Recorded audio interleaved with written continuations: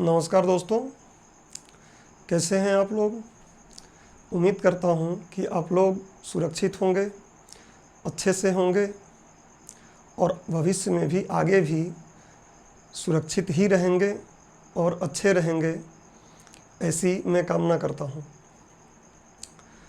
दोस्तों, आज का लेक्चर मुख्य रूप से यूपीएससी के हिंदी माध्यम के विद्यार्थियों के लिए है।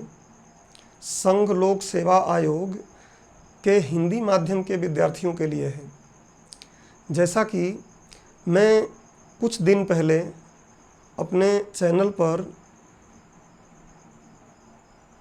हिंदी माध्यम के विद्यार्थियों को यह समझाया था कि अभी जो 2021 का प्रीलिम्स परीक्षा है वो जून से बढ़ाकर पोस्टपोन्ड करके 10 अक्टूबर कर दिया गया है।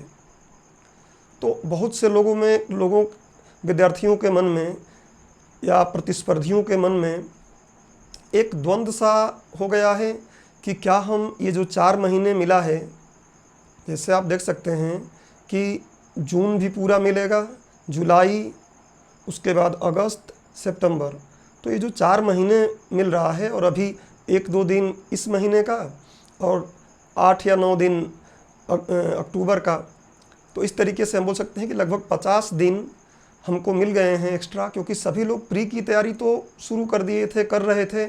जून में पेपर था तो सभी लोग लगभग तैयारी कंप्लीट कर लिए होंगे, रिवीजन कर रहे होंगे। लेकिन अभी जब 4 महीने पोस्टपोन्ड हो गया है एग्ज़ाम, तो अभी क्या पढ़ें, हम ऑप्शनल सब्जेक्ट को पढ़ने लगें, एथिक्स को पढ़ने लगें, या फिर पढ़ने का हमारा जो अप्रोच प्रीलिम्स के हिसाब से रहे या फिर मेंस के हिसाब से रहे। तो इन बातों पर मैं पिछले एक लेक्चर में चर्चा किया हूँ, मैं अपनी रणनीति बताया हूँ। बाकी हर एक जो तैयारी करने वाले प्रतिस्पर्धी हैं, सबका अपना अपना रणनीति होता है और होना भी चाहिए। टीचर या शिक्षक क्या कर देते हैं, बस आपको एक मार्गदर्शन दे देते हैं कि आपको इस रास्ते से चलना है और फिर मेहनत तो आपको करना पड़ता है। उस लेक्चर में मैंने बोला था कि आने वाले कुछ समय में जल्दी ही रिमाइंड आईएएस के यूट्यूब चैनल पर यूपीएससी से संबंधित जो करंट अफेयर्स हैं, करंट अफेयर्स का पूरा एक सीरीज चलाया जाएगा, जिसमें प्रयास करेंगे कि जून 2020 से और जून 2021 तक तो कम से कम करंट अफेयर्स को शामिल कर लिया जाए। मैंने उसमें आपको बताया था कि करंट अफेयर्स को शामिल जब किया जाएगा तो उसमें कुरुक्षेत्र और योजना जो मैगजीन है उसका भी वेटेज काफ़ी रहेगा। ऐसा इसलिए क्योंकि कुरुक्षेत्र और योजना जो मैगजीन है, अगर आप उसको सही तरीके से पढ़ते हैं, सिलेबस से जोड़कर पढ़ते हैं, तो आप देखेंगे जो मेंस का परीक्षा होता है, मेंस का जो एग्ज़ाम होता है, उसमें उसका वेटेज बहुत ज़्यादा रहता है। बहुत से क्वेश्चन डायरेक्टली या इनडायरेक्टली उससे बनते हैं। लेकिन होता क्या है कि विद्यार्थी योजना और कुरुक्षेत्र को न पढ़कर अलग अलग कोचिंग के नोट्स, अलग अलग किताबें पढ़ने में व्यस्त रहते हैं।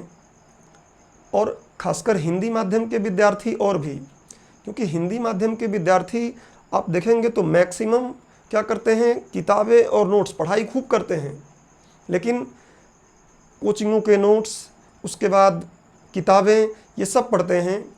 करंट अफेयर्स से उस लेवल पे कनेक्ट नहीं हो पाते हैं। अब उस लेवल पे मैं क्यों बोल रहा हूँ, इंग्लिश माध्यम के जो विद्यार्थी होते हैं उनके लिए आप न्यूज़पेपर सुनते हैं कि द हिंदू न्यूज़पेपर आता है और मैक्सिमम लोग उसको पढ़ते हैं। अब हिंदी माध्यम वाले विद्यार्थी क्या गलती करने लगे हैं कि उसी द हिंदू का जो एडिटोरियल है या न्यूज़ है, उनको यूट्यूब पर कुछ लोग या कई चैनल क्या कर रहे हैं, हिंदी भाषा में समझा दे रहे हैं। और फिर हिंदी माध्यम के विद्यार्थी समझ भी ले रहे हैं तो उनको लग रहा है कि हमारा करंट अफेयर्स ठीक चल रहा है। बट एकदम ये सही नहीं है। आप ज़रूर सुनिए, चैनल पर सुन के आपको कंटेक्स्ट मिल जाएगा, व्यू मिल जाएगा, लेकिन आपको शब्द कहाँ मिलते हैं। आप पढ़ते नहीं हैं, आप केवल सुनते हैं और पीडीएफ उसमें आप देखते हैं कि इंग्लिश का होता है। तो पीडीएफ इंग्लिश का है, अगर उसको आप डाउनलोड भी कर लेते हैं तब भी आपको अच्छे शब्द नहीं मिल पाते हैं। होता क्या है कि जब हम एडिटोरियल को पढ़ते हैं तो उसमें सबसे महत्वपूर्ण होता है कि हम देखें कि जिस टॉपिक पर लेखक ने लिखा है वो शुरुआत कैसे कर रहा है, उसमें बीच में बॉडी कैसी लगा रहा है और बाद में निष्कर्ष कैसे दे रहा है। अब ये तो जब आप पढ़ेंगे तभी समझ में आएगा ना, या आप YouTube पर अगर कोई समझा देता है आपको तो क्या आपको लगता है कि ये अप्रोच आपको मिल जाएगा? नहीं मिलेगा। इसलिए हिंदी माध्यम के विद्यार्थियों का मैक्सिमम एक तो ये समस्या ये है कि द हिंदू का वो केवल एडिटोरियल का जो व्याख्या आ रहे हैं YouTube पर उसको सुन ले रहे हैं, इवन उसका नोट्स भी कुछ लोग बना ले रहे हैं या उसके PDF डाउनलोड कर ले रहे हैं, लेकिन वो होता है इंग्लिश में। तो आपको एक अच्छा व्यू नहीं मिल पाता मेंस के लिए कि आप किसी क्वेश्चन को या किसी मुद्दे को शुरू कैसे करें, उसमें बॉडी कैसे लेकर आएँ और उसका निष्कर्ष कैसे दें। कोई नहीं, आप उसको सुनिए। मैं ये नहीं बोल रहा हूँ कि आप उसको सुनिए मत, उसको सुनिए ज़रूर, और हो सके तो आप दैनिक जागरण या कोई भी एक जो राष्ट्रीय संस्करण न्यूज़पेपर का आ रहा है उसके एडिटोरियल को पढ़िए जो सिलेबस से आपके जुड़ा हुआ हो। तो उससे क्या होता है, आपको एक शब्द मिलता है, आपको अप्रोच मिलने लगता है और कई चीज़ें आपको उसमें समझ में आने लगती हैं। अगर ऐसा नहीं कर पा रहे हैं, जैसे इसमें बहुत से लोग ऐसे प्रतिस्पर्धी, ऐसे विद्यार्थी सुनेंगे इसको जो अभी यूपीएससी की तैयारी करने का सोच रहे हैं। कुछ ऐसे हैं जो पिछले 2-3 साल से अनुभवी हो चुके हैं, पेपर दे रहे हैं, और कुछ लोग ऐसे होंगे जो एकदम रिफ्रेशर हैं, पिछले साल से तैयारी कर रहे हैं। तो हिंदी माध्यम के विद्यार्थियों के लिए सबसे बड़ी समस्या क्या है? करंट अफेयर्स की। और आप जाके पेपर देखिएगा यूपीएससी का, उसके पेपर में करंट अफेयर्स का वेटेज बहुत रहता है। आप सीधे जो किताबें पढ़ते हैं, सीधे जो आप नोट्स पढ़ते हैं, डायरेक्ट उससे क्वेश्चन नहीं पूछा जाता है।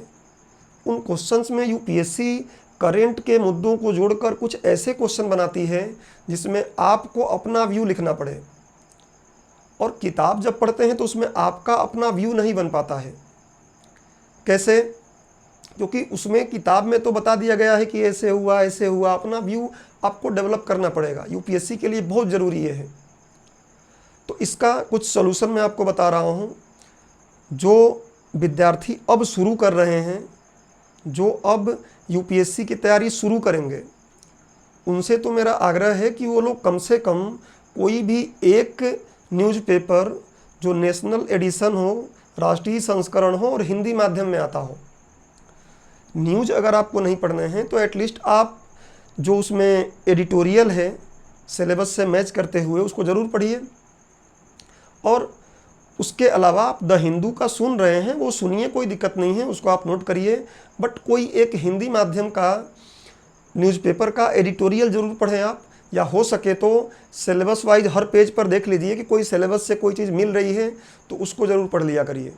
उससे बहुत कुछ आपको सीखने को मिलेगा। कई ऐसी चीज़ें होती हैं जो हम किसी कॉपी किताब में पढ़ते हैं या नोट्स में पढ़ते हैं तो नहीं मिल पाता है, लेकिन जब करेंट अफेयर्स से जुड़ी बातें पढ़ते हैं तो उसमें बहुत अच्छी अच्छी बातें आती हैं और जो एकदम समसामयिक से जुड़ी हुई हैं उस तरीके से उसमें बताया जाता है। तो अभी इस लेक्चर में मैं आपको योजना और कुरुक्षेत्र के बारे में बता रहा हूँ कि योजना और कुरुक्षेत्र को कैसे आपको पढ़ना है और कैसे आपको चेक करना है कि हाँ, योजना और कुरुक्षेत्र के जो मैगज़ीन हैं इनसे मेंस में क्वेश्चन आता है।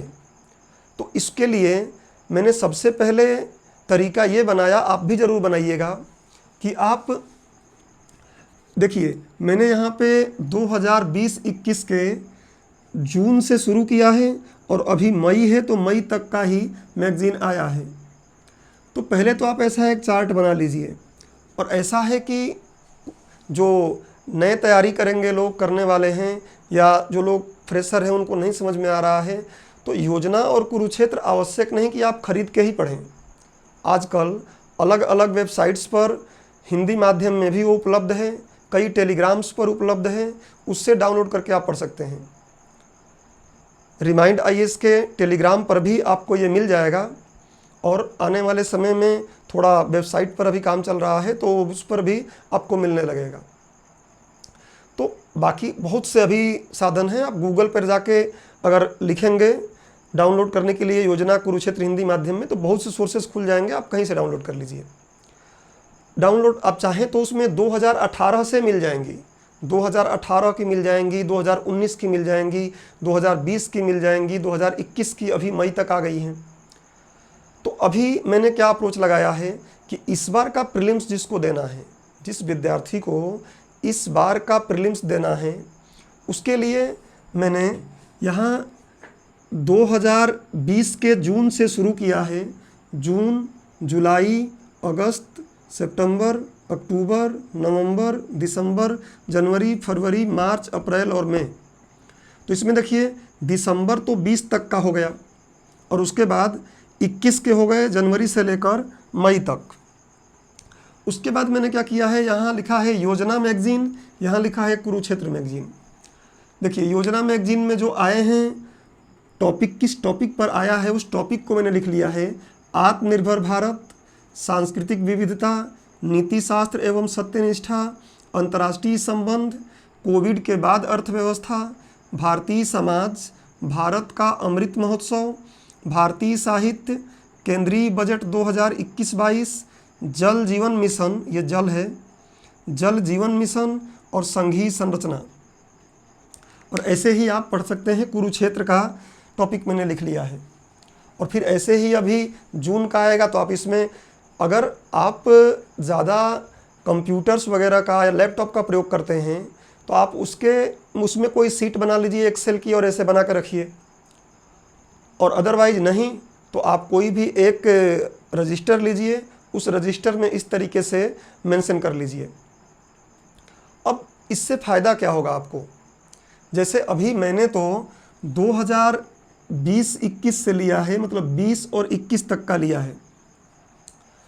आप क्योंकि अभी मेंस हुआ नहीं है इस बार का, अभी इस बार का मेंस तो नहीं हुआ है, तो आप क्या कर लें 2019 में जाएं, 2019 का जून से लेकर 2019 के जून से लेकर 2020 के जून तक, या चाहें तो आप पेपर अभी इस बार जो पिछला पेपर हुआ था वो दिसंबर के आसपास हुआ था, तो आप चाहें तो नवंबर तक 2019 के जून से लेकर, मतलब जून से लेकर 2020 के नवंबर तक का ऐसे ही आप एक फाइल बना लीजिए, ऐसे ही आप एक चार्ट बना लीजिए।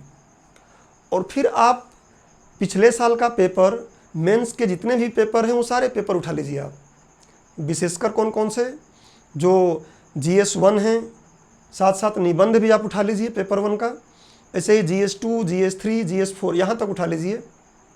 इवन आपका अगर कोई ऑप्शनल विषय है, वैकल्पिक विषय है, तो उसमें भी ये कारगर होगा। बट मैं ये बोल रहा हूँ कि केवल GS के लिए आप GS के सारे क्वेश्चन पढ़िए, और उस क्वेश्चन को जब आप पढ़ेंगे तो आप देखेंगे कि जो ये आप यहाँ पे सीट बनाए हैं उसमें से किसी ना किसी एक से कोई एक क्वेश्चन जरूर जुड़ा होगा। आप देखिएगा, हम बनाइएगा, फिर बताएंगे आप कि हाँ ऐसा है। आप 2020 का जो मेंस का पेपर हुआ है उसके लिए आप अगर 2019 और 2020 का जैसे मैंने यहाँ बनाया है, आप चार्ट बना लीजिए और चारों पेपर डाउनलोड कर लीजिए, या फिर प्रिंट निकाल सकते हैं तो प्रिंट निकाल लीजिए, और पेपर 1 से उठाइए आप निबंध। तो निबंध में भी जितने भी बिंदु दिए होंगे उन बिंदुओं से कहीं ना कहीं कुछ इसका कनेक्शन जरूर होगा। सारे का तो नहीं होगा, सारे क्वेश्चन का तो नहीं होगा, लेकिन उसमें से 1-2 क्वेश्चन ऐसे जरूर मिल जाएंगे जिसका यहाँ पर इस मतलब कुरुक्षेत्र या योजना में वो चीज़ आपको मिल जाएगी। उसके बाद पेपर 1 में भी जाइए आप, पेपर 1 में भी जितने क्वेश्चन मिले आपको उन क्वेश्चनों में आप ढूंढिए कि कोई ठीक वैसा ही टॉपिक इसमें दिया है क्या, और आपको मिलेगा भी।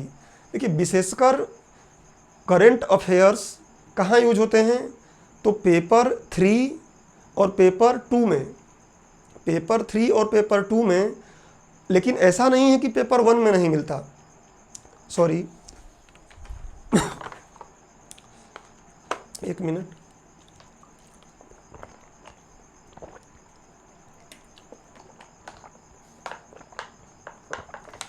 तो ऐसा नहीं है कि पेपर 1 में नहीं मिलता, पेपर 1 में भी देखेंगे तो मिल जाएगा। पेपर 4 में भी कई केस स्टडी आपको मिल जाएंगी वहाँ। अब जैसे मैं यहाँ आपको समझा रहा हूँ। अच्छा, एक और बात कि यूपीएससी की तैयारी अगर आप कर रहे हैं तो ये आवश्यक है कि आपको यूपीएससी का सिलेबस याद हो, और अपने सीनियर जो हैं उनसे आप पूछे होंगे, वो भी यही बताए होंगे। आपके जो भी मार्गदर्शक हैं ये बताएंगे कि आपको क्या करना है। सॉरी, जो मैगजीन है, सॉरी, आपको सिलेबस पूरा याद कर लेना है। अब कुछ लोग क्या करते हैं, सिलेबस का प्रिंट आउट निकालते हैं और रटना शुरू कर देते हैं। ऐसे सिलेबस थोड़ी नहीं याद होगा, रट के कितने दिन याद कर लेंगे आप। इसका सबसे बेहतर तरीका है कि आप जो कुछ भी पढ़ रहे हैं उसको सिलेबस में देखिए कि सिलेबस में कहाँ है मेंस में। तो एक बार अगर कोई सब्जेक्ट पढ़ रहे हैं, जैसे आप पढ़ रहे हैं आधुनिक भारत को, तो आप जाके देखेंगे जीएस के पेपर 1 में, जीएस के पेपर 1 में मिल जाएगा। ऐसे ही अगर आप कुछ पढ़ रहे हैं जैसे बजट की चीज़ें, तो वो आपको इकोनॉमिक्स में मिल जाएगा जीएस 3 में। तो इस तरीके से जो भी टॉपिक आप पढ़ रहे हैं उस टॉपिक को आप सिलेबस में देखते रहें, और ऐसा करते करते एक बार जब आपका सिलेबस कंप्लीट होगा तब तक आपको सिलेबस भी याद हो जाएगा। सिलेबस आवश्यक नहीं कि 2 दिन में याद कर लें, 5 दिन में याद कर लें। सिलेबस का अगर आप चाहें तो अपने रूम में एक प्रिंट आउट चिपका लीजिए और एक अपने पास रखिए हमेशा टेबल पर। तो ऐसे आप देखेंगे बार बार और वही चीज़ें पढ़ रहे हैं तो सिलेबस याद हो जाता है। अब देखिए, मैं आपको बता रहा हूँ कि योजना और कुरुक्षेत्र में ये अप्रोच आपको ज़रूर करना है, ऐसे बना लेना है।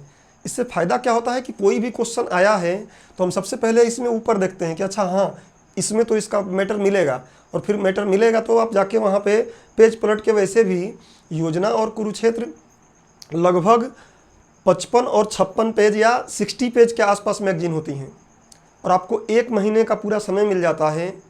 तो आराम से एक दिन में 2-4 पेज पढ़ रहे हैं तब भी पूरा हो जाएगा, या फिर आप चाहें तो कम समय में पढ़ना चाहते हैं तो उसमें भी पढ़ लीजिए।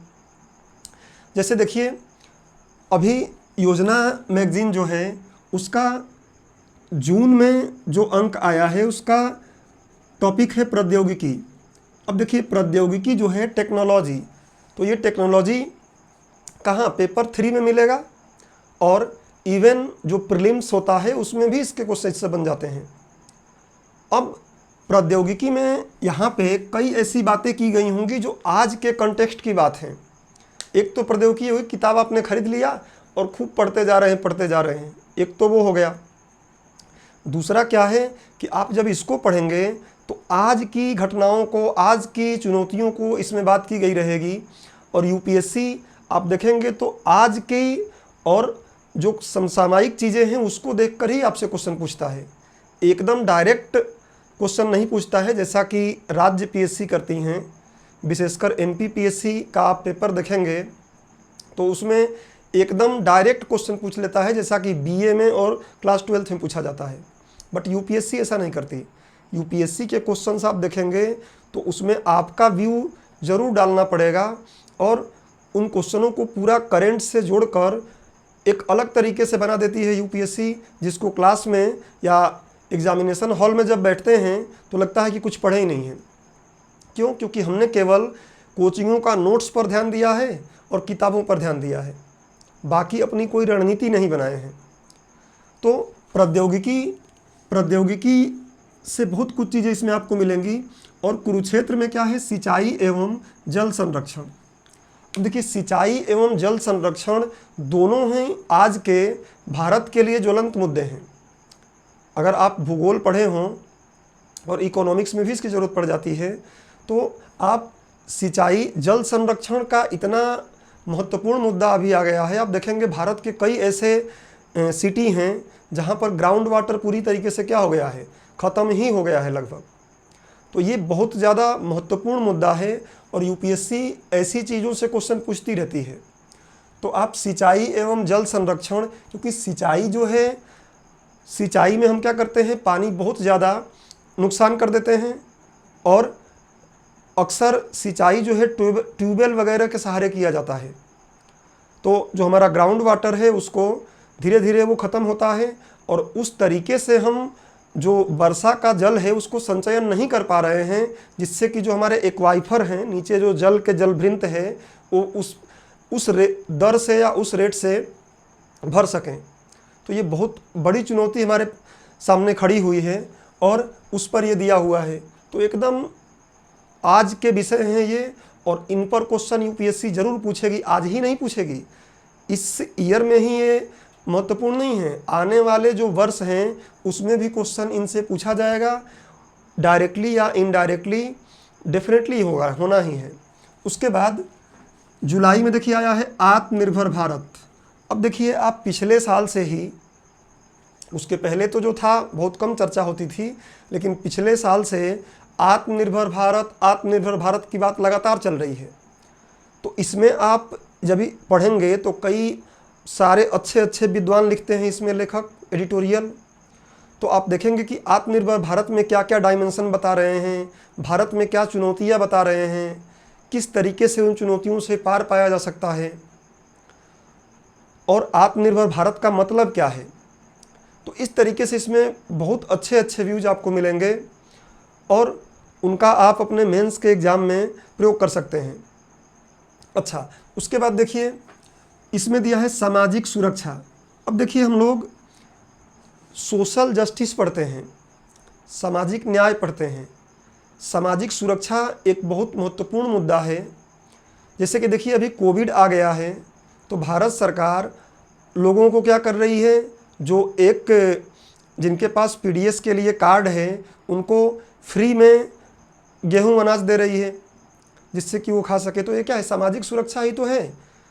जनसंख्या वृद्ध हो रही है, तो वृद्ध लोगों के लिए आप देखेंगे सरकार सामाजिक सुरक्षा, उनको पेंशन देती है।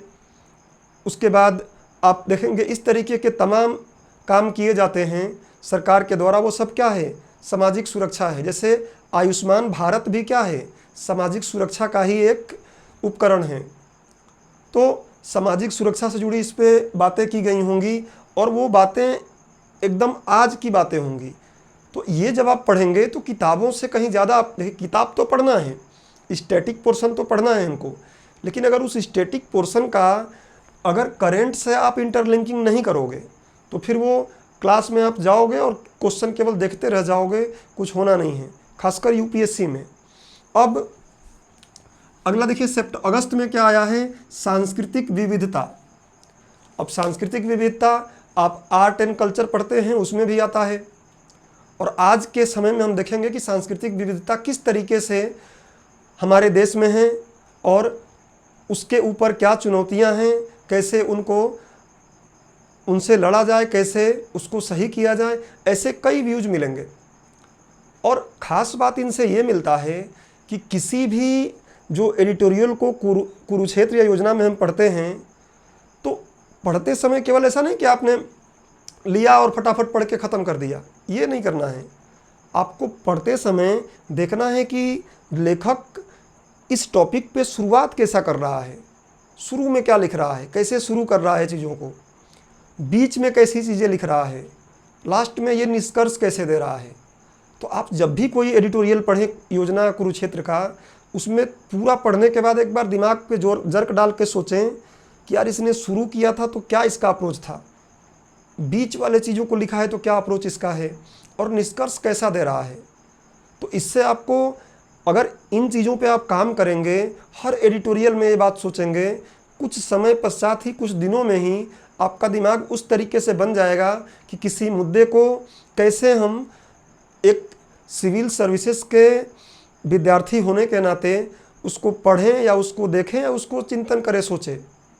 तो अब आगे देखिए ग्रामीण अर्थव्यवस्था। अब ग्रामीण अर्थव्यवस्था ये भी बहुत महत्वपूर्ण मुद्दा है। आप देखिए जो अभी पलायन हुआ कोरोना काल में, पिछले साल जो मज़दूर लोगों का पलायन हुआ, सब अपने अपने गांव या शहरों में गए, अधिकतम लोग गांव के थे। अब वो गांव में जाकर कैसे काम करें, कैसे उनको काम मिले, तो इसके लिए आपने देखा कि मनरेगा जो है उसके बजट को बढ़ाया गया। और क्या क्या हम ऐसा काम करें जिससे हमारी ग्रामीण अर्थव्यवस्था क्या हो जाए, आगे बढ़े और वहाँ के लोगों का जीवन में मतलब उनके जीवन की गुणवत्ता को बढ़ा सके। जैसे आप देखेंगे कि योजना कुरुक्षेत्र में ही 2019 में एक टॉपिक दिया गया था जिसमें लिखा गया था ग्रामीण पर्यटन।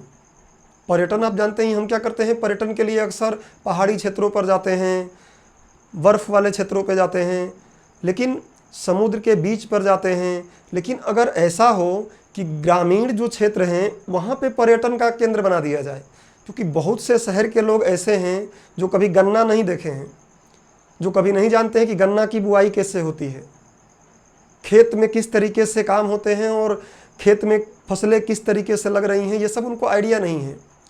और जो उनके मन में ये बात चलती है कि काश हम भी देखें, बट उनको पता है कि गांव में जाके कौन से होटल में रुकेंगे, गांव में जाके कौन से होटल में रुकेंगे, क्या खाएंगे, गांव में जाएंगे तो वहाँ पर खाना ले जाएंगे, एक दिन का 2-3 दिन रहना है तो कैसे काम चलेगा। तो इसलिए अगर ग्रामीण पर्यटन की व्यवस्था की जाए तो ये भी एक बहुत बड़ा रोल हो सकता है ग्रामीण अर्थव्यवस्था को बेहतर करने में। तो इस तरीके से कई आपको अप्रोच मिलेंगे और उन अप्रोच को जब एग्ज़ाम में लिखोगे आप तो आपका आंसर काफ़ी रिच होगा और मार्क्स भी अच्छे मिलेंगे। अब देखिए सितंबर में तो इसने दे दिया क्या, नीति शास्त्र एवं सत्यनिष्ठा। अब देखिए पेपर 4 नीति शास्त्र एवं सत्यनिष्ठा, पेपर 4 नहीं GS 4, पेपर 5 GS 4 एथिक्स वाला टॉपिक।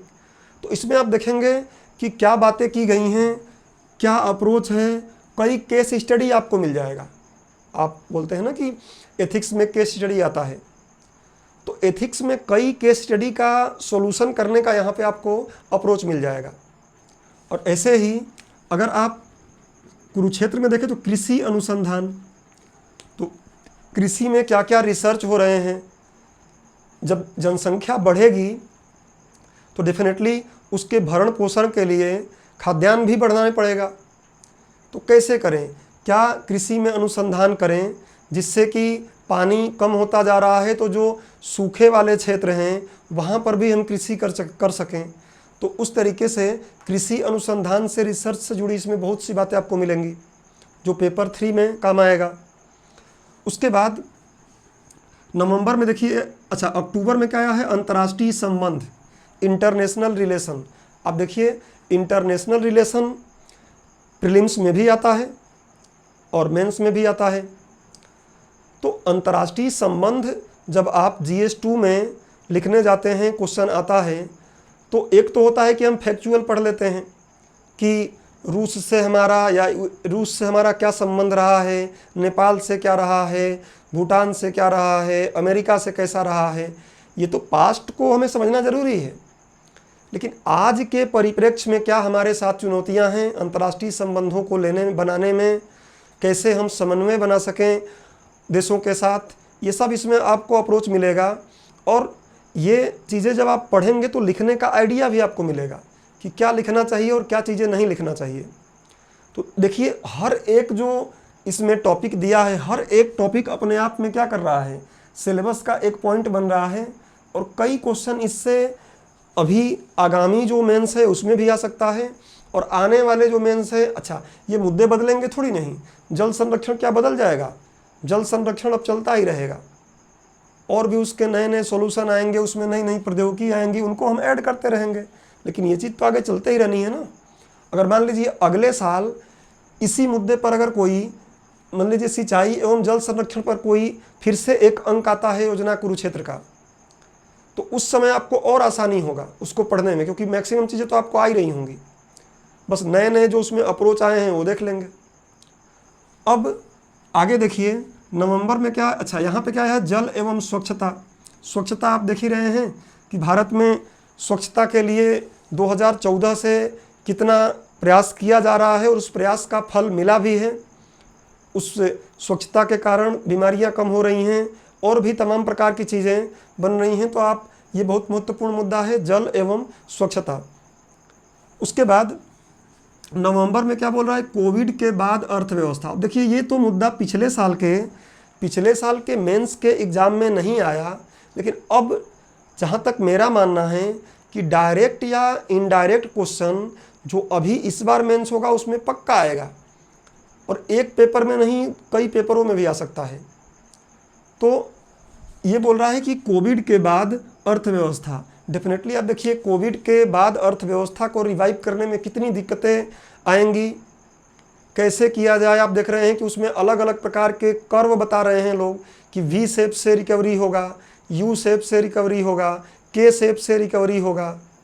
तो ये चुनौती हैं, इन चुनौतियों से कैसे पार पाएँ हम, और क्या क्या ऐसी चीज़ें कर सकते हैं जो इन चुनौतियों से पार करने में हमें महत्वपूर्ण भूमिका या सहायता प्रदान करेगी। तो ये बहुत महत्वपूर्ण मुद्दा है। और आगे देखिए उद्यमिता एवं स्टार्टअप्स, ये भी बहुत अच्छा। देखिए अभी जो आत्मनिर्भर भारत की हम बात कर रहे हैं उसमें सरकार ने क्या किया, तो जो छोटे छोटे जो कंपनी हैं या छोटे छोटे जो इकाइयां हैं उनको लोन लेने के लिए प्रोत्साहित किया, उनको लोन सस्ते मिले, बिना किसी कोलेटरल के मिले, इस प्रकार से प्रयास किया जाता है। तो ये क्या है, स्टार्टअप एवं उद्यमिता। डेफिनेटली आप देखते हैं कि अक्सर बोला जाता है कि आपको जॉब सीकर नहीं बनना है, जॉब प्रोवाइडर बनना है। आपको रोज़गार केवल लेने के लिए नहीं दौड़ना है, बल्कि रोज़गार देने का कोशिश करना है। मतलब आप कुछ ऐसा चीज़ें सोचिए, अपने कुछ ऐसे बिजनेस को डेवलप करिए कि आप भी रोज़गार पा सकें और आपके आसपास के लोग भी उसमें रोज़गार पा सकें। तो ये हालांकि उद्यमिता क्या होता है, स्टार्टअप्स क्या होता है, ये भी काफ़ी टॉपिक बन जाते हैं। स्टार्टअप्स को पढ़ने के लिए कम से कम 2 घंटे का 2.5 घंटे का एक लेक्चर लगेगा, तब जाके आप स्टार्टअप्स को समझ पाएंगे कि क्या किस तरीके से इसमें काम किया जाता है। ऐसे ही उद्यमिता पर भी चीज़ें सीखने को आगे आप इवन मैं उम्मीद करता हूं कि आपने अगर स्टैटिक भी पढ़ा होगा, जो लोग पढ़ लिए होंगे तो उद्यमिता एवं स्टार्टअप्स के बारे में अवेयर होंगे, और डायरेक्टली इनडायरेक्टली इससे मेंस में क्वेश्चन पूछे ही जाएंगे आने वाले समय में, और पीछे भी पूछे जाते रहे हैं। दिसंबर में देखिए क्या है, भारतीय समाज एकदम इसी तरीके से मेंशन है। कहाँ, मेंस के पेपर जो पेपर 2 है, GS1 है, GS1 में आप जाके देखिए भारतीय समाज की बात की गई है। तो देखिए भारतीय समाज को आप जो कोचिंगों के नोट्स से पढ़ते हैं, किताबों से पढ़ते हैं, उससे तो ठीक है, लेकिन यूपीएससी एकदम पीछे का चीज़ों से कुछ डायरेक्ट नहीं पूछने वाली है। उसमें आज के परिप्रेक्ष्य को जोड़कर ही वो पूछेगी। और भारतीय समाज का जब ये अंक पढ़ेंगे आप, तो कई नए नए एंगल आपको मिलेंगे, और बाकी सबसे महत्वपूर्ण तो ये है कि आपको लिखने का एक अप्रोच मिल जाएगा कि किसी बात को जब हम लिखते हैं तो कैसे लिखते हैं जिससे कि लोग समझ जाएं और वो प्रभावी हो। तो भारतीय समाज में आप देखेंगे। फिर देखिए डिजिटल भारत, देखिए डिजिटल भारत पे प्रयास जब से विमुद्रीकरण किया गया था, उसके बाद से ही डिजिटल इंडिया पर काफ़ी जोर दिया जा रहा है। और केवल मुद्रा के रूप में ही नहीं, डिजिटल इंडिया के लिए आप देख रहे हैं कि भारत सरकार अपने नीतियों को डिजिटल कर रही है। इवन जो कोर्ट्स हैं, जो न्यायालय हैं, वो भी धीरे धीरे क्या हो रहे हैं, कोर्ट्स पे आ रहे हैं। आप चाहें तो जाके देखिएगा, ई कोर्ट्स डालकर जो भी आपका डिस्ट्रिक्ट है वहाँ पे आप निकाल सकते हैं। अगर कोई केस वगैरह है आपका या किसी का, तो उस केस का नंबर डाल के आप देख सकते हैं कि क्या उसका नेक्स्ट हियरिंग है, या वकील वहाँ पे हमारा जो है उपस्थित हुआ या नहीं हुआ। तो डिजिटल भारत मतलब देखिए धीरे धीरे क्या हो रहा है, पढ़ाई भी डिजिटल होने लगी। भाई पढ़ाई क्लास में तो हो ही रही थी, आजकल इलेक्ट्रॉनिक बोर्ड यूज़ करने लगे हैं लोग। उसके अलावा अभी देखिए मोबाइल और कैमरा से हम ऑनलाइन पढ़ने लगे हैं। तो भारत सरकार डिजिटल करने के लिए, भारत को पूरी डिजिटल करने के लिए कई प्रयास कर रही है। आप देखेंगे जो ग्राम पंचायतें हैं उनको फाइबर से जोड़ा जा रहा है, इंटरनेट के फाइबर से जोड़ा जा रहा है, जिससे कि गांव में भी इंटरनेट मिल सके। तो इस तरीके से डिजिटल भारत में आपको कई अप्रोच मिलेंगे। अब देखिए डिजिटल भारत को मैं अगर अभी पढ़ाने लगूं तो ये तो बहुत लंबा चीज़ खिंच जाएगा। मैं आपको सिर्फ एक अप्रोच दे रहा हूं कि कितना महत्वपूर्ण है, खासकर हिंदी माध्यम के विद्यार्थियों के लिए योजना और कुरुक्षेत्र। क्योंकि द हिंदू तो आप पढ़ नहीं पाएंगे। शायद ही हिंदी माध्यम का कोई विद्यार्थी हो जो द हिंदू का पूरा एडिटोरियल पढ़ लेगा और समझ लेगा, क्योंकि अगर वो पढ़ लेता समझ लेता तो कहीं ना कहीं इंग्लिश माध्यम से ही पेपर देता। तो आप द हिंदू का जो व्याख्या सुन लेते हैं यूट्यूब पर, उसको सुनिए, कोई दिक्कत नहीं है, समझ में आ रहा है, अच्छी बात है। लेकिन आप अगर योजना और कुरुक्षेत्र का प्रत्येक माह का अगर अंक पढ़ेंगे तो आपको जो वहाँ नुकसान हो जाता है शब्दों का, लिखने का तरीके का, वो यहाँ आपको मिल जाएगा। और अगर आपको लगता है कि द हिंदू से न्यूज़ और एडिटोरियल दोनों हमारे सुन लेते हैं, समझ में आ जाता है, तो फिर आप चाहें तो हिंदी का पेपर ना पढ़ें अगर इनको अच्छे से पढ़ रहे हैं, और बाकी अगर आप हिंदी का पेपर भी एक पढ़ रहे हैं और ये भी पढ़ रहे हैं तो फिर तो बहुत अच्छा है। और करेंट अफेयर्स यूपीएससी का मान लीजिए कि एकदम की बिंदु है। करेंट अफेयर्स का वेटेज बहुत ज़्यादा है, खासकर मेंस में मैंने देखा है। उसके बाद देखिए, जो इसके बाद जो हमारा जनवरी 2021 को आया है वो क्या है, भारत का अमृत महोत्सव। अब ये इसको पढ़ लीजिएगा आप एक बार। फिर ग्रामीण विकास की संभावना। देखिए, भारत में ग्रामीण विकास की संभावनाएं कितनी हैं। अभी मैंने आपको बताया कि ग्रामीण पर्यटन शुरू कर दिया जाए, और भी ग्रामीण जो गांव हैं उनके आसपास सहकारी संस्थाएं बना दिया जाए। जैसे अमूल देखेंगे आप, अमूल क्या है, एक सहकारी संस्था का सबसे बेहतर उदाहरण है। तो इस तरीके से क्या किया जाए, किस तरीके से कि ग्रामीण विकास की संभावनाएं क्या क्या हैं और उसको कैसे हम लागू करेंगे, क्या कर सकते हैं उसमें, और जब उसको करेंगे तो क्या चुनौतियां मिलेंगी। तो ऐसे पॉइंट्स आपको यहाँ मिलेंगे, पढ़ के समझेंगे। और जब भी आप तो इसको पढ़िए और पुराने पेपर निकाल लीजिए। अगर आप 2019 से लेकर 2020 तक का जो मैं बताया हूँ वो कर लेते हैं तो आप पिछला पेपर मिला लीजिएगा। और मैं तो ये बोलता हूँ कि आप उसको नहीं किए हैं उसके बाद भी आप पेपर मेंस का पेपर उठा लीजिए और देख लीजिए, आपको सारे इसमें कहीं ना कहीं जुड़ जाएंगे, मिल जाएंगे। तो अब देखिए, फरवरी में क्या आया है, भारतीय साहित्य। अब आपके दिमाग में ये बात आएगी कि भारतीय साहित्य, तो साहित्य तो जो स्टूडेंट लेते हैं ऑप्शनल में उनके लिए है, तो उनके लिए तो है ही साहित्य, चाहे वो हिंदी साहित्य हो, चाहे जो भी इंग्लिश साहित्य हो, जो भी हो, तो जो साहित्य है वो उनके लिए तो है ही। लेकिन जब हम लोग आर्ट एंड कल्चर पढ़ते हैं तो उसमें हम साहित्य भी पढ़ते हैं। और यूपीएससी अक्सर प्रीलिम्स में भी इससे क्वेश्चन पूछी हुई है कि इसमें से किस ग्रंथ में एक राजा के प्रेम कथा का वर्णन है। आप देखिएगा, ऐसा क्वेश्चन पूछी है। तो साहित्य हमको एक लेवल तक पढ़ना भी पड़ता है, प्रीलिम्स के लिए भी और मेंस के लिए भी कुछ लिखना रहे हमको तो आसानी से लिख सकें। तो वैसे अप्रोच आपको यहाँ से मिल जाएंगे। आगे दिया, सशक्त होते ग्रामीण युवा। तो इसमें बताया जा रहा है कि अब धीरे धीरे जो ग्रामीण के युवा हैं वो भी क्या हो रहे हैं, सशक्त हो रहे हैं। कौन सी ऐसी चीज़ें हैं जो सशक्त, जो ग्रामीण जो हैं उनको, ग्रामीण युवाओं को सशक्त कर रहे हैं, उनको और कैसे आगे हम बढ़ा लेंगे, और उनके चुनौतियां क्या क्या हैं, उन चुनौतियों का समाधान कैसे किया जाए। तो बहुत कुछ चीज़ें इसमें मिलेंगी। उसके बाद आप देखिए, मार्च में दिया है केंद्रीय बजट 2021-22। अब आपको पता है कि हम सुनते हैं कि जो हमारा केंद्रीय बजट आता है उस बजट को, बजट से पहले आता है आर्थिक सर्वेक्षण, और आर्थिक सर्वेक्षण आता है 2 पार्ट में, और दोनों पार्ट मिल के इतने मोटे हो जाते हैं। आप देखेंगे पहले में भी 400-500-600 पेज रहता है और दूसरे में भी लगभग इसके आसपास पेज रहता है। मतलब दोनों मिला के लगभग 800 पेज, 750-600 पेज तो हो ही जाते हैं। अब अगर आप उसको पढ़ सकते हैं तो ठीक है, नहीं तो कहीं से अगर आप उसकी व्याख्या ले रहे हैं या किसी कोचिंग से जो भी उसका मैटर मिल रहा है उसको ले लीजिए, ठीक है। लेकिन अच्छा सॉरी, और जो बजट है, बजट तो आपको पता है कि छोटा ही रहता है, तो बजट तो आप डायरेक्ट पढ़ लेंगे। अब सॉरी, जो केंद्रीय बजट 2021-22 है, इसको यहाँ पढ़ेंगे तो आपको बजट के बारे में एक अच्छा नॉलेज हो जाएगा कि क्या क्या इसमें आई हैं योजनाएं, क्या क्या, मतलब एक अच्छा अप्रोच यहाँ मिल जाएगा आपको।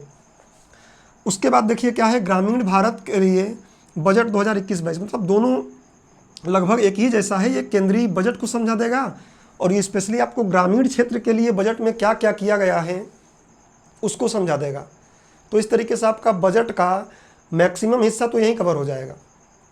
उसके बाद अप्रैल में देखिए आया है जल जीवन मिशन, बहुत महत्वपूर्ण है। जल का मैं पहले ही बोल दिया हूँ कि जल पर क्वेश्चन आने वाले समय में खूब बनेंगे, क्योंकि जल हमारे लिए काफ़ी दुष्कर होता जा रहा है और हमारे कारण ही ऐसा हो रहा है, क्योंकि हम लोग उसका इतना निर्दयता से दुरुपयोग कर रहे हैं कि धीरे धीरे वो समाप्त हो रहा है।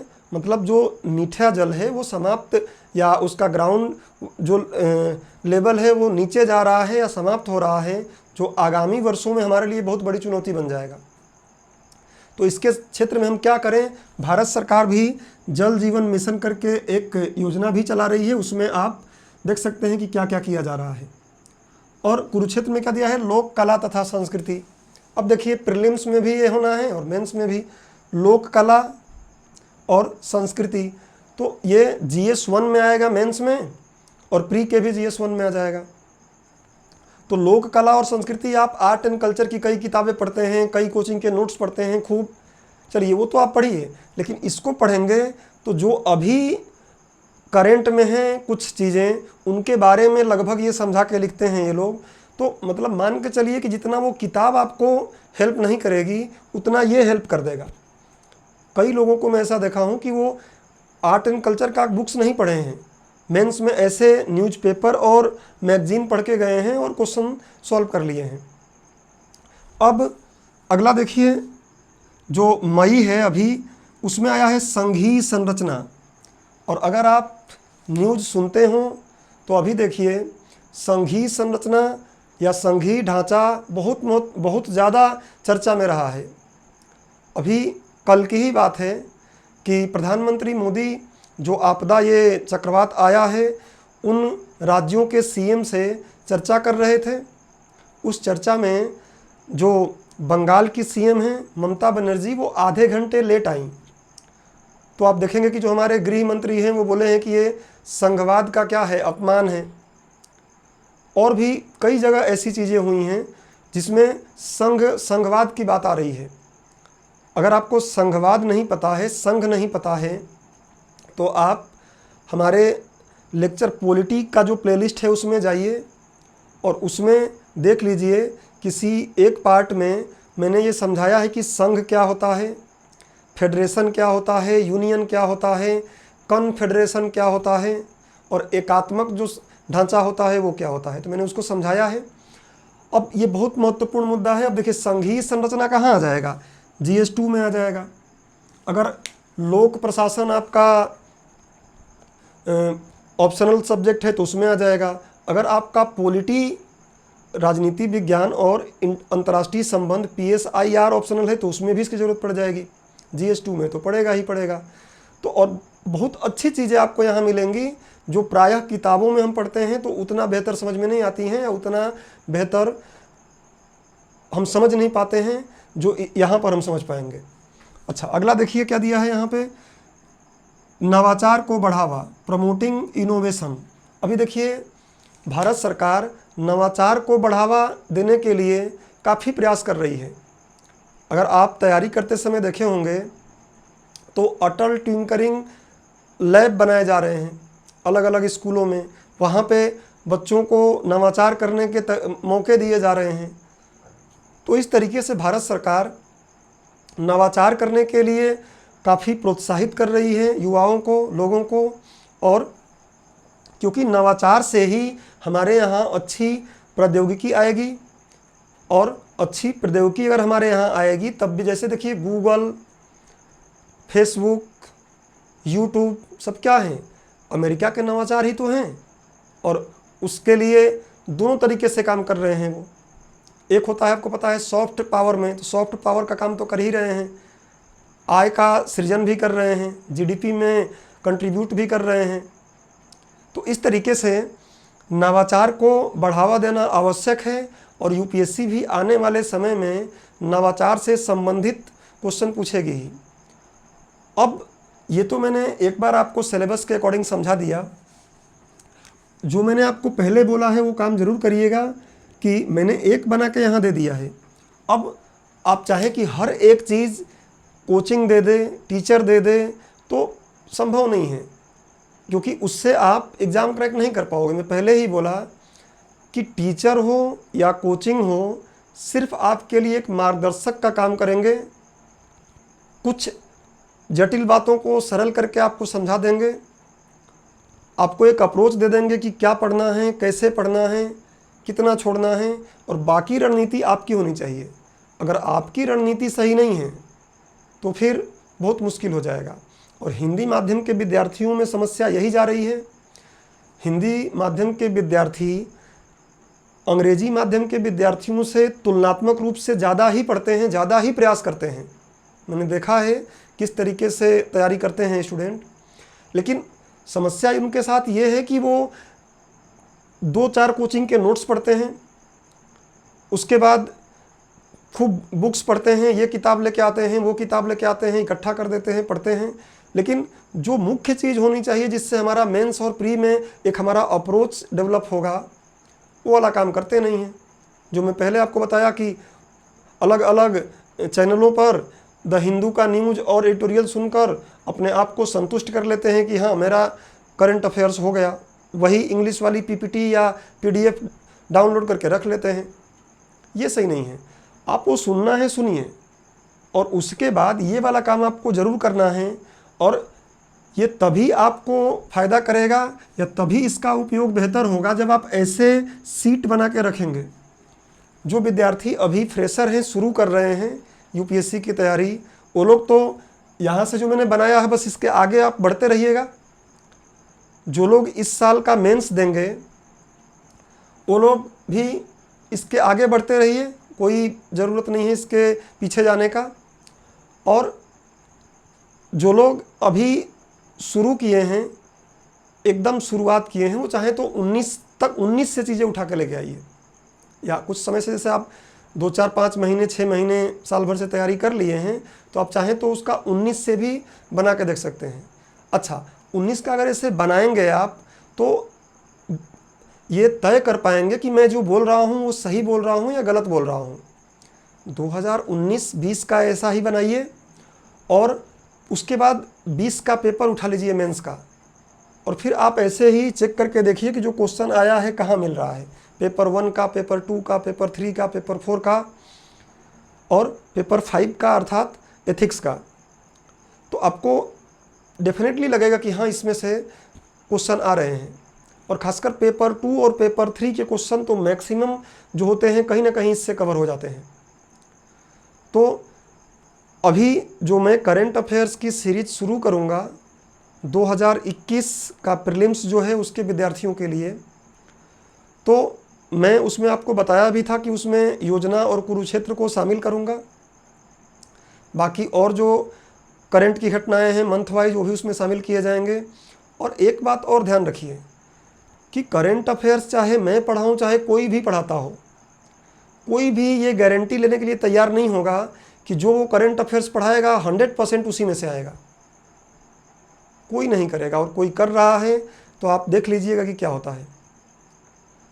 हमेशा अपने हिसाब से हम चीज़ें यहाँ पे बता देते हैं, पढ़ा देते हैं। क्योंकि साल भर में इतनी करंट चीज़ें आती हैं कि कई बार ऐसा होता है कि मुझे अपने दिमाग से लगेगा कि ये ज़्यादा इम्पोर्टेंट नहीं है, बट यूपीएससी को लगेगा वो इम्पोर्टेंट है। तो यूपीएससी कभी भी किसी के अनुमान को सही नहीं होने देती है। जब भी आप कोई अनुमान लगाएंगे और चाहेंगे कि यूपीएससी के अनुमान भी उसी पर आ जाएं, बहुत मुश्किल होता है। हाँ, लेकिन यह है कि आपको एक मोटा मोटा आइडिया लग जाता है। और ख़ासकर अगर आप प्रीलिम्स का एग्ज़ाम में अपीयर होना चाह रहे हैं तो आप जो पढ़ाया जाएगा उसको पढ़िए, साथ साथ कुछ पढ़ना है, क्या करना है मैं आपको बताते जाऊँगा, तो आपकी तैयारी करंट अफेयर्स की ठीक ठाक हो जाएगी। अच्छा, कमेंट सेक्शन में जब मैंने यूपीएससी के लिए जो फर्स्ट वीडियो डाला है, पहला वीडियो डाला है, उसमें एक बीरू नाम के विद्यार्थी हैं, उन्होंने उसमें कुछ सुझाव दिया है कि जब आप करंट अफेयर्स को पढ़ाएं तो निबंध और पहले के पेपरों को भी शामिल करें। तो डेफिनेटली मेरा अप्रोच ही यही रहता है कि मैं जब पढ़ाऊँ तो आपको पेपर्स से कनेक्ट करते चलूँ। और देखिए मैंने अभी जो उसके बाद का लेक्चर लिया उसमें ही जो आप चाह रहे थे वैसा कर दिया। बाकी जब मैं पढ़ाऊँगा तो उसमें आपको बताऊँगा कि देखिए मेंस में इससे क्या पूछा आ सकता है, और पहले अगर क्वेश्चन पूछे भी गए हैं तो आपको बताया जाएगा। आगामी क्वेश्चन कैसे अगर बन सकते हैं, अगर बनना हो तो यूपीएससी जो हम लोग यहाँ बात करेंगे हो सकता है थोड़ा सा उसको और बाएं दाएं करके पूछ लेगी। तो हिंदी माध्यम के विद्यार्थियों का जो रिजल्ट लगातार गिरता जा रहा है, जबकि आप देख रहे हैं कि हिंदी माध्यम की कोचिंगें ज़्यादा हैं। मुझे ऐसा लगता है कि इंग्लिश माध्यम की कोचिंग्स कम हैं, हिंदी माध्यम की कोचिंग ज़्यादा हैं, लेकिन सारे कोचिंग वाले मिलकर 2% 3% हिंदी माध्यम का रिजल्ट दे रहे हैं। तो कोई ना कोई समस्या तो है, कोई ना कोई दिक्कत तो है। और जहाँ तक मेरा अनुभव ये बोलता है कि वो दिक्कत क्या है, एक्स्ट्रा मटेरियल पढ़ना, ज़रूरत से ज़्यादा चीज़ों को पढ़ना। हाँ, कोई कंसेप्ट पढ़ रहे हो तो उसको डीप में जाके समझ लो, ठीक है वो कंसेप्ट है तो, लेकिन अगर वो एकदम ही इरेलेवेंट चीज़ है तो ज़रूरी नहीं है उसको पढ़ना। और करंट को हमेशा जोड़ते चलना है आपको। प्रीलिम्स में भी अच्छा खासा वेटेज उसका बनेगा, और मेंस में तो बहुत ज़्यादा। आप मेंस में जाकर देखिएगा क्वेश्चन में कहीं ना कहीं करंट की बातों को उसमें, या आपका व्यू पूछेगा, वो आपका विचार उसमें पूछता है कि आप बताइए कि जैसे मान लीजिए अभी ये क्वेश्चन जो दिया है कि ग्रामीण विकास की संभावना टॉपिक दिया है, तो आपसे यूपीएससी ऐसे पूछेगा कि वर्तमान समय में ग्रामीण विकास की संभावना अत्यधिक है, इसके हेतु क्या आप सुझाव दे सकते हैं, विवेचना कीजिए। तो इस तरीके से क्वेश्चन पूछ देगा, कोई भी इसमें से पूछ देगा। जैसे ये पूछ लेगा, मान लीजिए यहाँ पे दिया है कोविड के बाद अर्थव्यवस्था, आपसे पूछ लेगा कि कोविड के बाद देश की अर्थव्यवस्थाओं को सुचारू रूप से चलाना एक बहुत बड़ी चुनौती बन गई है। आप सुझाव दीजिए कि किस तरीके से कोविड के पश्चात अर्थव्यवस्थाओं को सुधारा जा सकता है। तो आपका व्यू पूछेगा। मेरे कहने का मतलब ये है कि आपका व्यू पूछ लेता है, और आप अपना व्यू तभी दे पाएंगे जब आप ऐसी चीज़ें या पढ़े रहेंगे। केवल सुनेंगे तो काम नहीं होगा। बहुत से स्टूडेंट ऐसा भी करते, सबसे बड़ी कमी तो एक हिंदी माध्यम का यही है कि योजना और कुरुक्षेत्र भी क्या करते हैं वो लोग, जबकि वो हिंदी माध्यम में उपलब्ध है, तो खुद पढ़ेंगे नहीं, यूट्यूब पर कोई समझा दिया है उससे समझ लेंगे। अरे भाई खुद तो पढ़ो, नहीं समझ में आएगा तो वो हेल्प ले लेना।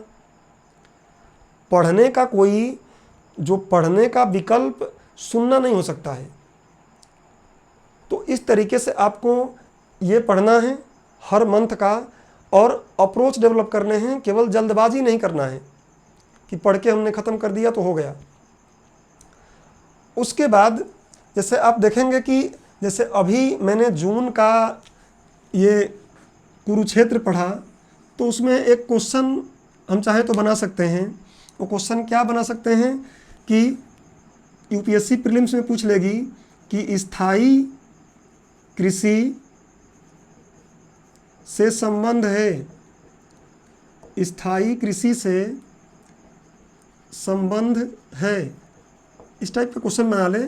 तो 1 2 लिखे फिर कूट बनाती है। अक्सर यूपीएससी के क्वेश्चन ऐसे ही होते हैं, कूट वाइज। तो मान लीजिए पहला ये बोल देगा, पहला इसमें ये बोल दे कि अगर बोल दे कि पारितंत्र के जैव एवं अजैव घटकों का अध्ययन चाहे तो आप, या अध्ययन घटकों के अध्ययन के साथ की जाने वाली कृषि, इस टाइप से आप कुछ बना सकते हैं। वो तो हम जब पढ़ाएंगे तो आपको बताएंगे ही। ऐसे ही दूसरा क्या बना सकता है कि सतत कृषि से, तो आप देखेंगे सतत कृषि की इसमें बात कर देगा। तो अब जैसे अगर कूट बनाना रहेगा तो बोल देगा केवल एक, केवल दो, एक दो, इनमें से कोई नहीं। तो अगर आप पढ़े हैं तो बता देंगे दोनों से ही संबंधित है, वो एक से संबंधित नहीं है। तो इस तरीके से प्रीलिम्स के भी व्यू उसमें आप मिलेंगे। जैसे जून के कुरुक्षेत्र में आप देखेंगे एक शब्द मिला है फर्टिगेशन, और नया शब्द नहीं है। फर्टिगेशन शब्द तो काफ़ी पहले से न्यूज में चला आ रहा है, लेकिन आप पढ़ेंगे तो वो चीज़ फिर से आ जाएगी। फर्टिगेशन मतलब क्या हो जाएगा कि जो इरिगेशन, सिंचाई के साथ साथ सिंचाई के लिए जो जल भेजें उसी में आवश्यक जो उर्वरक होते हैं उसको मिला के भेजा जाए। मतलब सिंचाई के पानी के साथ साथ क्या किया जाए, उर्वरक को भी उसमें प्रवाहित किया जाए, तो उसको हम बोलते हैं क्या, फर्टिगेशन। फर्टिलाइज़र प्लस इरिगेशन, उर्वरक प्लस सिंचाई, सिंचाई के साथ सिंचाई और उर्वरक साथ साथ देना, तो उसको हम बोलते हैं क्या, फर्टिगेशन। तो ऐसे ही कई अच्छी चीज़ें आपको मिलेंगी। अभी मैं यहाँ पे पढ़ाने के लिए लेक्चर बनाया ही नहीं था।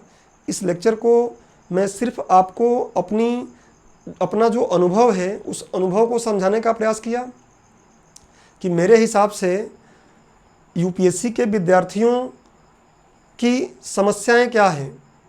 और एक समस्या से भी मैंने आपको यहाँ पे रूबरू कराया, और भी कई समस्याएं हैं।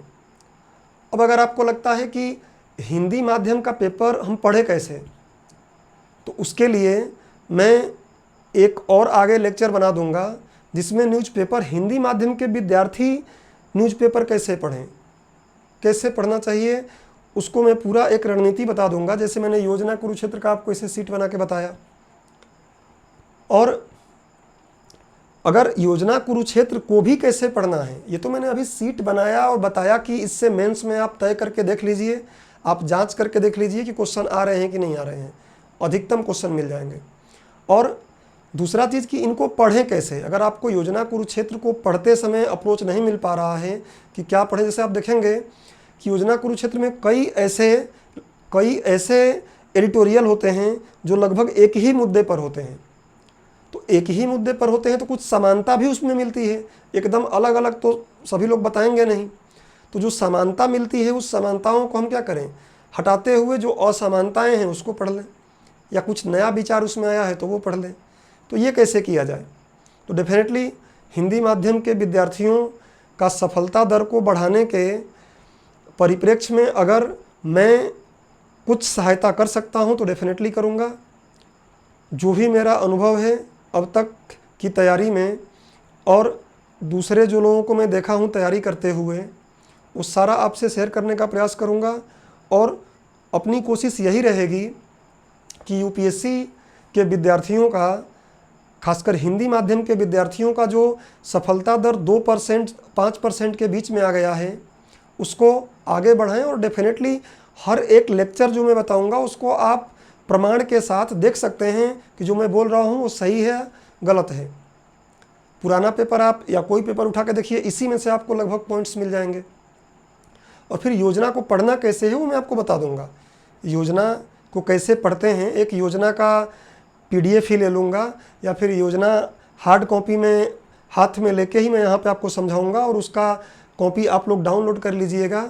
फिर मैं बताऊंगा कैसे पढ़ना है। ये वाला टॉपिक मैं पढ़ रहा हूँ तो किस तरीके से उसको पढ़ रहा हूँ, क्या क्या काम का है, और आप पढ़ रहे हैं तो आपको भी ऐसे ही देखना पड़ेगा।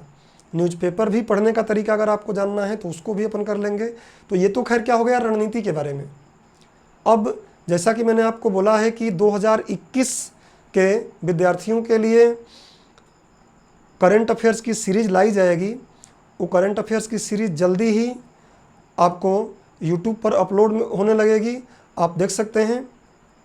और अपने पढ़ाई को एक अच्छे तरीके से रणनीति बनाइए, और उस रणनीति में अगर कोई आपको गलती है, कोई समस्या है, तो आप मुझे कमेंट्स में बोल कर भी बता सकते हैं कि मेरे साथ ये दिक्कत जाती है, इसका सॉल्यूशन कोई है क्या। हाँ, लेकिन जो वार्तालाप होना चाहिए कमेंट से वो पढ़ाई पर ही होना चाहिए, जिससे कि आप कमेंट में, मतलब ये होता है एजुकेशन चैनल के लिए कि आप अपनी समस्या को बताएं, और उस समस्या का समाधान अगर टीचर के पास है तो बताएं आपको। तो मैं उम्मीद करता हूं कि आज के इस लेक्चर से आप कुछ सीखे होंगे, और इसको अपने रणनीति में शामिल करेंगे। और मेरा पूरा प्रयास रहेगा कि हिंदी माध्यम के विद्यार्थियों का सफलता दर को ऊपर ले जाया जाए, बढ़ाया जाए। अगर आप मुझे फॉलो करके चलते हैं तब, या मेरी रणनीतियों में से जो अच्छी बातें हैं उनको अपने रणनीति में जोड़ कर चल रहे हैं तब। ठीक है दोस्तों, तो फिर मिलते हैं अगले लेक्चर में। अगला लेक्चर जल्दी ही डलेगा। यूपीएससी का एक प्ले लिस्ट होगा, उस प्ले लिस्ट में ही सारे वीडियो ऐड रहेंगे। प्ले लिस्ट में एक लेक्चर पहले था, ये वाला लेक्चर उसमें जुड़ जाएगा। तो ठीक है दोस्तों, मिलते हैं अगले लेक्चर में। धन्यवाद।